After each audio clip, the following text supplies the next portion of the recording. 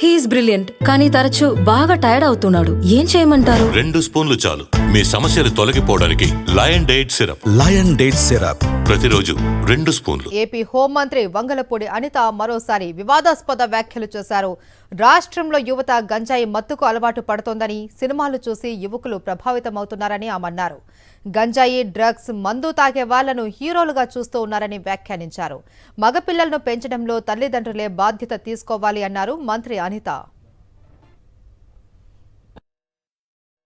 ఓ గాంజాయి తీసుకుంటేనో, ఒక డ్రగ్స్ తీసుకుంటేనో, ఒక మందు తాగితేనో అదో పెద్ద హీరోయిజంలా ఫీల్ అయ్యే ఇటువంటి పరిస్థితుల నుంచి, అది కాదు హీరోయిజం అంటే.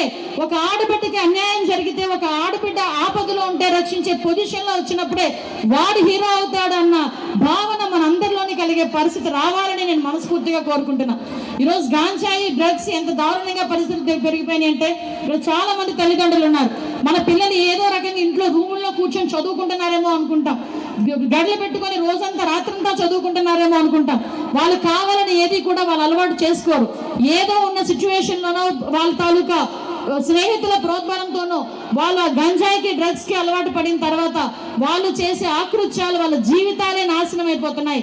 ఈ రోజు నా పిల్లడికి గట్టిగా తిడితే ఏడుస్తాడేమో, ఇంట్లో చెల్లిపోతాడేమో అని భయపడి ఏ తల్లిదండ్రులైనా ఆ బిడ్డడికి చెప్పడం మానేస్తే, ఆ తర్వాత పిల్లోడు పెద్దాడే చేసిన నేరాలకి ఆ తల్లే నిజంగా ఒక రకంగా చెప్పాలంటే బాధితురాలు, బాధ్యత వహించాల్సిన అవసరం ఏర్పడుతూ ఉంది.